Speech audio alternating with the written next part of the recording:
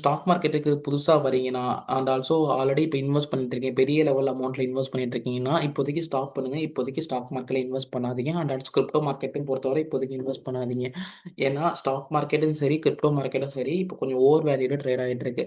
நான் ஏன் ஏன் ப்ரோ எப்படி ப்ரோ ஸ்டாக் மார்க்கெட் ஓவர் வேல்யூல ட்ரேட் ஆயிட்டு இருக்கு? நல்லா ரிட்டர்ன் தானே குடுத்திருக்கு லாஸ்ட் 1 இயர்ஸ்ல. கரெக்ட்டா ஆவரேஜா 10-12% தானே குடுத்திருக்கு. நீங்க எப்படி ஓவர் வேல்யூ ட்ரேட் ஆயிட்டு இருக்குன்னு நினைச்சிட்டு இருக்கீங்க? ஸோ, நான் உங்களுக்கு ஒரு ஃபுல் டீட்டெயில் ஓவர்வியூ குடுக்குறேன். ஏன் மார்க்கெட் வந்து இப்போ ஓவர் வேல்யூ ட்ரேட் ஆயிட்டு இருக்குன்னு ஃபர்ஸ்ட் ஆஃப் ஆல் நான் சொல்றேன். மார்க்கெட்ல வந்து சில சினாரியோஸ் சொல்லுவோம். லைக் மார்க்கெட் சைக்கிள்னு ஒண்ணு சொல்லுவோம். ஸோ மார்க்கெட் சைக்கிள்னு நான் ஜஸ்ட் எக்ஸ்பிளைன் பண்றேன். அண்ட் ஆல்சோ என்னென்ன ப்ராபபிலிட்டி ஃபியூச்சர்ஸ்ல நடக்க சான்சஸ் ஹெவியா இருக்கு. நான் அதையும் எக்ஸ்பிளைன் பண்றேன். ஓகேவா? ஃபர்ஸ்ட் ஆஃப் ஆல் அந்த வீடியோக்குள்ள போயிரலாம். நான் ஜஸ்ட் ஷோ பண்றேன். லைக் நிஃப்டி 50யோட சார்ட்ஸ் ஷோ பண்றேன். லாஸ்ட் 6 to 8 மந்த்தா மார்க்கெட் அந்த அளவுக்கு பெரிய மூவ்மெண்ட்டுமே இல்ல. ஓகேவா? ஸோ நிஃப்டி 50 பொறுத்தவரை என்ன இருக்கும்? அந்த நிஃப்டி 50ல ஒரு 50 கம்பெனி இருக்கும். அந்த 50 கம்பெனில கிட்டத்தட்ட 30 பிளஸ் கம்பெனி வந்து ஓவர் வேல்யூல ட்ரேட் ஆயிட்டு இருக்கு. எப்படி ப்ரோ நீங்க இது ஓவர் வேல்யூ ட்ரேட் ஆகுதுன்னு சொல்றீங்கன்னு சொல்லுவீங்க.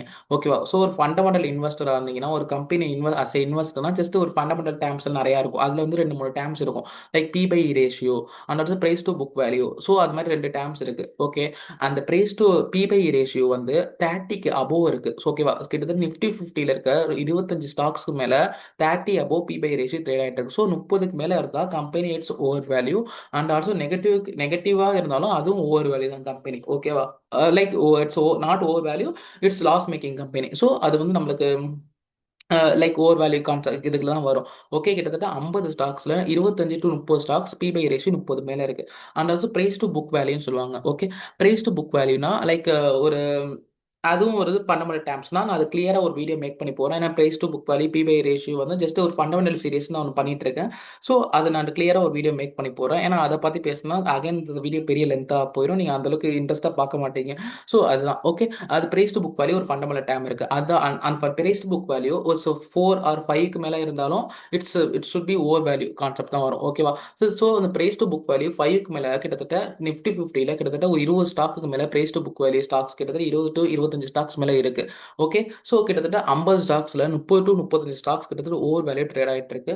ஸோ நிஃப்டி அப்பயுமே ஓவர் வேல்யூ ட்ரேட் ஆனா நிஃப்டி ஏன் இவ்வளவு ரிட்டர்ன் கொடுத்துருக்குன்னு பாத்தீங்கன்னா, கிட்டத்தட்ட ஒரு நிஃப்டியை பொறுத்தவரை லாஸ்ட் 6 மந்த்ல ஒரு ஒரு 10 to 15 ஸ்டாக்ஸ் மட்டும் தான் நல்ல ரிட்டர்ன் கொடுத்துருக்கு. மீதி கிட்டத்தட்ட ஒரு 20 to 25 ஸ்டாக்ஸ் வந்து நெகட்டிவ் ரிட்டர்ன் தான் கொடுத்துருக்கு. நான் ஜஸ்ட் ஷோ பண்றேன். நீங்க லாஸ்ட் 6 மந்த் ரிட்டர்ன் எடுத்து பாருங்க. ஜஸ்ட் வந்து ஸ்ரீராம் ஃபைனான்ஸ் மட்டும் தான் நல்ல பீக் லெவலில் ரிட்டர்ன் கொடுத்துருக்கு. 72% லாஸ்ட் 6 மந்த்ல மட்டும் ஸ்ரீராம் ஃபைனான்ஸ் வந்து ரிட்டர்ன் கொடுத்துருக்கு. And also Hindalco, State Bank of India, Tata steels. So அது மாதிரி ஒரு 10 to 20 கம்பெனி கிட்டத்தட்ட ஒரு நல்ல ரிட்டர்ன் கொடுத்துருக்கு. அதுக்கப்புறம் இருக்க கம்பெனி எல்லாமே மோஸ்டாமே ஒரு 5% கீழே தான் ரிட்டர்ன் கொடுத்துருக்கு. அண்ட் ஆல்சோ நெகட்டிவ் ரிட்டர்ன் நிறைய கிட்டத்தட்ட 15 to 20 கம்பெனி கிட்ட நெகட்டிவ் ரிட்டர்னே கொடுத்துருக்கு. ஸோ மார்க்கெட் வந்து ஓவர் வேல்யூல ட்ரேட் ஆயிட்டு இருக்கு. சில கம்பெனிஸ் மட்டும் தான் லைக் அந்த நிஃப்டி இண்டெக்ஸை பிடிச்சி வச்சு நிற்கிது. ஓகேவா? நிஃப்டி இண்டெக்ஸ் இந்த இடத்துல நிற்கிறதுக்கு காரணம் ஒரு 2, 3 கம்பெனி மட்டும் தான். ஏன்னா most of companies down fall like ஆயிட்டு நீங்க வந்து சில மோஸ்ட் ஆஃப் கம்பெனிஸ் டவுன்ல தான் ஆயிட்டு இருக்கு. ஓகே. அண்ட் ஆல்சோ இது என்னன்னா இந்த ஸ்டாக் மார்க்கெட், கிரிப்டோ மார்க்கெட்டை பொறுத்தவரை ஒரு மார்க்கெட் சைக்கிள்னு ஒரு கான்செப்ட் சொல்லுவாங்க. ஓகே. அந்த மார்க்கெட் சைக்கிள் கான்செப்டை நான் கிளியரா எக்ஸ்பிளைன் பண்றேன். ஓகே. மார்க்கெட் சைக்கிள்னா ஒரு கான்செப்ட் என்னன்னா ஃபர்ஸ்ட் ஆஃப் ஆல் வந்து என்னன்னா அக்குமுலேஷன் ஜோன் சொல்லுவாங்க. ஓகேவா? ஸோ அக்குமுலேஷன் ஜோனை பொறுத்தவரை பெரிய பெரிய பிளேயர்ஸ் சொல்லுவாங்க. பெரிய பெரிய players like promoters and also inside traders, அதாவது பெரிய பிக் அண்ட் லைக் அந்த 100 கோடி, 200 கோடி, 300 கோடி போர்ட்ஃபோலியோ வச்சு மேனேஜ் பண்ணுவாங்க. ஸோ அது மாதிரி ஆட்கள் எல்லாமே என்ன பண்ணுவாங்கன்னா லைக் பெரிய லெவலில் அமௌண்ட்டை இன்வெஸ்ட் பண்ணுவாங்க. லைக் லோ ப்ரைஸில் பை பண்ணுவாங்க. ஃபார் எக்ஸாம்பிள் ஒரு பொருள் 100 விற்கிதுன்னா அவங்க 100 பை பண்ண பண்ண மாட்டாங்க. அவங்க என்ன பண்ணுவாங்க, அந்த பொருளை 50 இல்லை 40 பை பண்ண முடியுமான்னு சொல்லிட்டு எப்பயுமே திங்க் பண்ணிட்டு அந்த பொருள் ஒரு 50 40 வர வரைக்கும் வெயிட் பண்ணி அந்த பொருள் அங்கே பை பண்ணதுக்கு அப்புறம் அந்த பொருள் 100 120 140 போறப்ப செல் பண்ணிட்டு வருவாங்க. ஸோ பிக் பிளேயர்ஸை பொறுத்தவரை இதுதான் மீனிங். ஓகே. பிக் பிளேயர்ஸ் எப்பயுமே வந்து லோல தான் பை பண்ணுவாங்க. ஸோ அதுதான் வந்து அக்குமுலேஷன் ஜோன் சொல்லுவாங்க. அந்த இடத்துல வந்து லைக் பெரிய ப்ரொமோட்டர்ஸ் எல்லாம் பை பண்ணிடுவாங்க. அண்ட் ஆல்சோ புல் ரன்னா அந்த அக்குமுலேஷன் ஜோன் முடிஞ்சதுக்கு அப்புறம் புல் ரன் எடுக்க ஆரம்பிக்கும். புல் ரன் ஏன் ஸ்டார்ட் ஆகுதுன்னா அந்த அக்குமுலேஷன்ல ஸ்டாக்ஸ் வந்து வெளியே like like stocks for example நீங்கள் ஒரு பொருள் வந்து ஒரு ஒரு லிமிட் வந்து ஒரு 2000 ஸ்டாக்ஸ் தான் இருக்குன்னு வச்சுக்கோங்க. ஒரு பொருளோட வந்து 2000 ஸ்டாக்ஸ் இருக்கு. நீங்கள் அதில் கிட்டத்தட்ட 1500 to 1500 ஸ்டாக்ஸ் நீங்கள் வாங்கி வச்சிருக்கீங்க. ஸோ அந்த என்ன மார்க்கெட்டில் 300 ஸ்டாக்ஸ் தான் இருக்கும். அந்த 300 ஸ்டாக்ஸோட வேல்யூ வந்து இன்க்ரீஸ் ஆகும். ஏன்னா 300 ஸ்டாக்ஸ் தான் இருக்கு.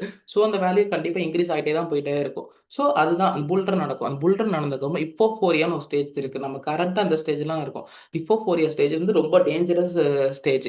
ஏன் இந்த டேஞ்சர் ஸ்டேஜ் சொல்றேன்னா, நான் ஜஸ்ட் நம்ம இந்தியன் மார்க்கெட்டோட அந்த ஸ்டேஜிங் கம்பேர் பண்ட்டேன். இந்த இந்த இப்போஃபோரியா ஸ்டேஜ்ல ஒரு 5, 6 ஸ்டெப்ஸ் பாயிண்ட்ஸ் சொல்லுவாங்க. அந்த பாயிண்ட்டையும் நம்ம இந்தியன் மார்க்கெட்ல ஜஸ்ட் கம்பேர் பண்றேன். அப்படியே எக்ஸாக்ட்டா பொருந்தும். நான் ஜஸ்ட் ஷோ பண்றேன். இங்க பாருங்க. லைக் இப்போஃபோரியான்னு ஒரு ஸ்டேஜ் இருக்கு. இதுல வந்து வேல்யூஷனே இன்சைன். ஓகேவா? நிஃப்டி 50ல இருக்க கிட்டத்தட்ட 20 டூ 30 ஸ்டாக் 20 டூ 30 ஸ்டாக் கிட்டத்தட்ட வேல்யூஷன் ரொம்ப ஹெவியா இருக்கு. ஓகே. கரெக்ட். இந்த ஃபர்ஸ்ட் பாயிண்ட் பொறுத்தது. அண்ட் ஆல்சோ நான் நிஃப்டி 50 மட்டும் தான் கம்பேர் பண்ணியிருக்கேன். அதுவே நிஃப்டி ஸ்மால் கேப், மிட் கேப்க்கெல்லாம் போனீங்கன்னு வச்சுக்கோங்களேன், கிட்டத்தட்ட அவுட் ஆஃப் 100 ஸ்டாக்ல கிட்டத்தட்ட 80 ஸ்டாக் டு 90 ஸ்டாக் கிட்டத்தட்ட ஓவர் வேல்யூல ட்ரேட் ஆயிட்டு இருக்கு. Okay. Mid cap, small cap. So most of companies வந்து ஓவர் வேல்யூல ட்ரேட் ஆயிட்டு இருக்கு. So valuation is இன்சைன். First point வந்து டிக் ஆச்சு.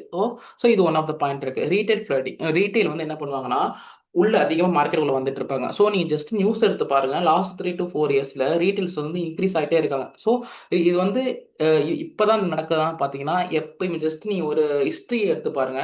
ஒரு கிராஷ் வரக்கு முன்னாடி ரீட்டைல்ஸ் எப்பவுமே உள்ள வருவாங்க. அதுதான் இது ஒரு ஓகேவா?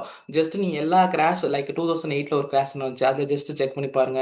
1992ல வந்து அசத் மெஹ்தா ஸ்கேம் நடக்கிறப்ப அப்பயும் ரீட்டைல்ஸ் நல்லா உள்ள வந்தாங்க. ஸோ எப்பயுமே இது மாதிரி பெரிய பெரிய டவுன்ஃபால் ஆகுறப்ப, பெரிய பெரிய ரிசெஷனுக்குள்ள போறப்ப எப்பயுமே ரீட்டைல்ஸ் அதிகமா உள்ள வருவாங்க.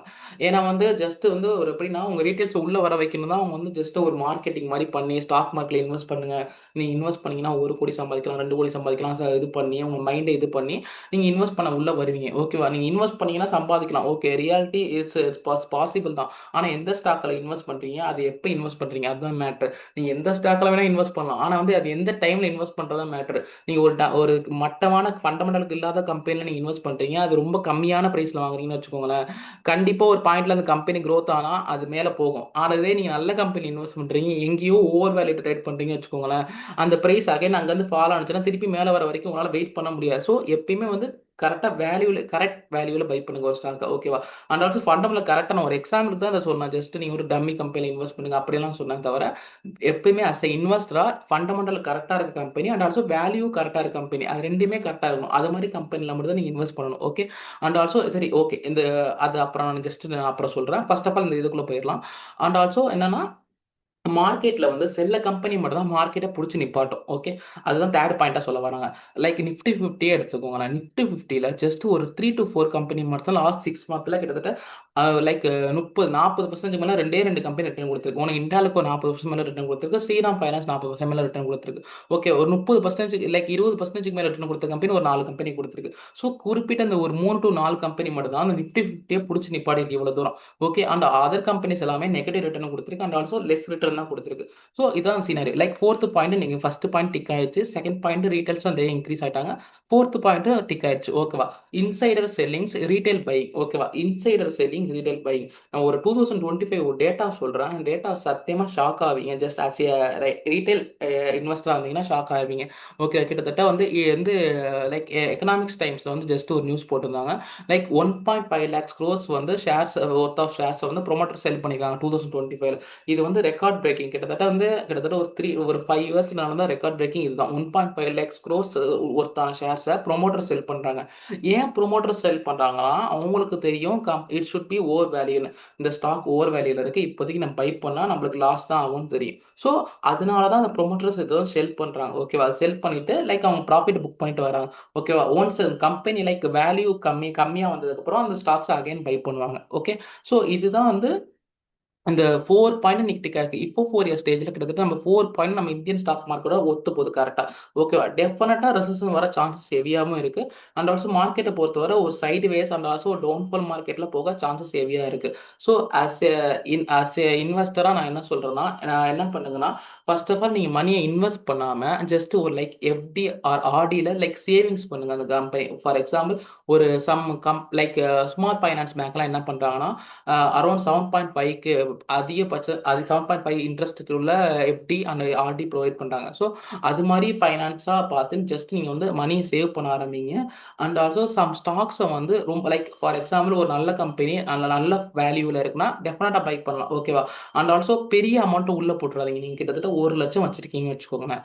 1 லட்சத்தை அட் அ டைம்ல போட்டுறாதீங்க. அட் அ டைம்ல போட்டா தான் பிரச்சனை. ஓகே. என்ன பண்ணுங்க, 1 லட்சத்தை ஒரு எஃப்டில போட்டுருங்க. எஃப்டில போட்டு என்ன பண்ணுங்கன்னா, ஒரு 10,000 இந்த மந்த் எடுத்து அதே ஸ்டாக் ஸ்டாக் நீங்க இன்வெஸ்ட் பண்ண போறீங்கன்னா, அந்த ஸ்டாக்ல வந்து ஒரு 10,000 இன்வெஸ்ட் பண்ணுங்க. அதுவும் வேல்யூ கரெக்ட்டா இதுக்கு வந்து கரெக்ட்டான பிரைஸா இல்லையா? அது வேல்யூவேஷன் பார்த்து இன்வெஸ்ட் பண்ணுங்க. இன்வெஸ்ட் பண்ணதுக்கப்புறம் திருப்பி இன்கேஸ் அடுத்த மாசம் அந்த கம்பெனி இன்வெஸ்ட் பண்ணதுலேருந்து அகைன் ஃபால் ஆனுச்சுன்னா, அகைன் ஒரு 5,000 எஃப்டிலேருந்து எடுத்து அகைன் அந்த ஸ்டாக்ல இன்வெஸ்ட் பண்ணுங்க. லைக் நல்ல கம்பெனியா இருந்து வேல்யூவேஷன் வந்து கம்மியாயிட்டு நல்ல கரெக்ட்டான பெர்ஃபெக்ட்டான வேல்யூவேஷன்ல இருந்துச்சுன்னா, இன்வெஸ்ட் பண்ணிட்டே வாங்க கொஞ்சம் கொஞ்சமா. ஸோ நீங்க அட் அ டைம்ல 1,00,000 போட்டு இன்வெஸ்ட் பண்ணாதீங்க. ஸோ கம்மி கம்மியா பை பண்ணுங்க. 10,000, 10,000, 10,000 லைக் எஸ்ஐபி நீங்க போடுறீங்களா? அதே மாரி தான். இத வந்து ஒரு 5,000, 5,000, 5,000 பை பண்ணிட்டே வாங்க. ஓகே. ஸோ பை பண்ணிட்டு வந்தா மட்டும் தான் ஆவரேஜ் பிரைஸ் கரெக்ட்டா வரும். ஸோ இப்படி பை பண்ணுங்க தவிர பல்க் பை பண்ணவே பண்ணாதீங்க. அண்ட் ஆல்சோ பெரிய லெவல்ல மார்க்கெட்ல இன்வெஸ்ட் பண்ணாதீங்க. மணிய சேவ் பண்ணி வச்சுக்கோங்க. இது வந்து சூப்பரான வெல்த் கிரியேஷன் டைம். கண்டிப்பா நான் சொல்றேன். 3 to 4 இயர்ஸ் கண்டிப்பா உங்களுக்கு வெல்த் கிரியேஷனுக்காக சான்சஸ் ஹெவியா இருக்கும். வெல்த் கிரியேஷன் ஒண்ணும் இல்ல. இது மாரி டைம்ல தான் உங்க ஒரு ஒரு சின்ன சின்ன ஒரு நல்ல நல்ல கம்பெனிஸ் எல்லாமே ஒரு அண்டர் வேல்யூல கிடைக்கும். அது மாரி டைம்ல நீங்க அந்த கம்பெனிஸ பை பண்ணிட்டே இருந்தீங்க வச்சுக்கிங்களேன், ஒரு 4 to 5 இயர்ஸ்க்கு அப்புறம் அகைன் ஒரு புல் ரன் எடுக்கும். புல் ரன் எடுத்ததுக்கு அப்புறம் நீங்க வந்து நல்ல ப்ராஃபிட் மேக் பண்ணலாம். ஸோ 3 to நீங்க வந்து உங்க நெகட்டிவ் ரிட்டர்ன்லயும் இருக்கலாம். 3 to 4 இயர்ஸ்ல உங்களுக்கு வந்து உங்க நல்ல கம்பெனி ஸ்டாக்ஸ் நெகட்டிவ் ரிட்டர்ன்லயும் இருக்கலாம். ஸோ பயப்படாம நல்ல கம்பெனி ஸ்டாக்ஸ கொஞ்சம் கொஞ்சமா பை பண்ணுங்க. பல்க் பை பண்ணாதீங்க. இதுதான் வெல்த் கிரியேஷனுக்கான குட் டைம். அண்ட் கிரிப்டோலயும் இதே தான் சொல்றேன். ஒரு வெல்த் கிரியேஷன் பண்ணணும்னா வெயிட் பண்ணுங்க. லைக் நல்லா டவுன் வரும். அக்குமுலேஷன் ஆகும். அக்குமுலேஷன் ஆகுற வரைக்கும் வெயிட் பண்ணுங்க. அக்குமுலேட் பண்றப்ப நீங்களும் கொஞ்சம் கொஞ்சமா அக்குமுலேட் பண்ணுங்க. நான் டெஃபினட்டா அக்குமுலேஷன் ஜோன் வரப்ப கண்டிப்பா ஒரு வீடியோ மேக் பண்ணி போடுறேன். இப்ப இன்வெஸ்ட் பண்றீங்கன்னா, ஆ பல்க் அமௌண்ட்ல இன்வெஸ்ட் பண்ணாதீங்க. And also like SIP, index funds, mutual ஃபண்ட்ஸ்ல இன்வெஸ்ட் பண்ணீங்கன்னா, ஜஸ்ட் நீங்க கன்டின்யூ பண்ணுங்க. அது நோ ப்ராப்ளம். அது பிரச்சனை இல்ல. ஓகேவா? ஸோ நீங்க இண்டெக்ஸ் ஃபண்ட்ஸ்ல இன்வெஸ்ட் பண்ணீங்கன்னா, கன்டினியூஸா இன்வெஸ்ட் பண்ணுங்க. பயப்படாதீங்க. பயப்படாம இன்வெஸ்ட் பண்ணிட்டே வாங்க. அது நோ ப்ராப்ளம். அது ஆவரேஜ் ஆயிக்கும். நீங்க மந்த்லி எஸ்ஐபி பண்ணிட்டே இருந்தீங்கன்னா, அது ஆட்டோமேட்டிக்காவே ஆவரேஜ் ஆயிக்கும். ஸோ பயப்படாம நீங்க எஸ்ஐபில இன்வெஸ்ட் பண்றீங்க. ஸோ உங்களுக்கு இப்போதைக்கு உங்களுக்கு இப்ப குறுகிய காலத்துல உங்களுக்கு அந்த அமௌண்ட் தேவைன்னா, நீங்க வந்து அத வித்ட்ரா பண்ணிட்டு கூட ஒரு எஃப்டில, ஆர்டில போட்டுக்கோங்க. லைக் நீங்க ஏதோ ஒரு லாங் டேர்ம்க்கு திங்க் பண்றீங்க. இந்த SIP like sorry mutual funds, index funds ஒரு லாங் டேர்ம்க்கு நீங்க திங்க் பண்றீங்கன்னு வச்சுக்கோங்க. எஸ்ஐபி நீங்க கன்டின்யூ பண்ணுங்க. ஓகே. ஒரு 10 to 15 இயர்ஸ் கழிச்சு தான் அந்த பணத்த எடுப்பேன்னா, நீங்க ஜஸ்ட் நீங்க அகைன் கன்டின்யூ பண்ணலாம். No problem. உங்களுக்கு அடுத்த வருஷம் அந்த அமௌண்ட் தேவை. அதுக்கு அடுத்த வருஷம் அந்த அமௌண்ட் தேவைன்னா, நீங்க ஜஸ்ட் இந்த அமௌண்ட்ட வித்ட்ரா பண்ணிட்டு நல்ல ரிட்டர்ன் லைக் 7.5க்கு மேல ரிட்டர்ன் தர எஃப்டி ஆர் ஆர்டிய பார்த்து நல்லா போட்டுருங்க. ஓகேவா? ஸோ உங்க மணி சேவாவும் இருக்கும். உங்களுக்கு ஒரு பயம் இல்லாம இருக்கும். கண்டிப்பா ஃபிக்ஸ்ட் ரிட்டர்ன் 7.5 தராங்க. அண்ட் ஆல்சோ பாண்ட்ஸ் சைடு கூட நீங்க போலாம். ஓகேவா? பாண்ட் மார்க்கெட் கூட நீங்க இன்வெஸ்ட் பண்ணலாம். ஸோ இது மாரி பண்ணுங்க. ஓகே. இந்த வீடியோ பொறுத்தவரை அதுதான். இந்த வீடியோல சொல்ல வந்தது அதான். ஸோ அதனால தான் வந்து ஸ்டாக் மார்க்கெட்ல இப்போதைக்கு இன்வெஸ்ட் பண்ணாதீங்கன்னு சொல்லிட்டு நான் சொல்றேன். ஓகே. இந்த வீடியோ புடிச்சிருந்தா லைக் பண்ணுங்க. ஆனா ஃபர்ஸ்ட் டைம் சேனல பார்க்கணும், சேனல் சப்ஸ்கிரைப் பண்ணிட்டு பாருங்க. ஓகே. Thank you friends.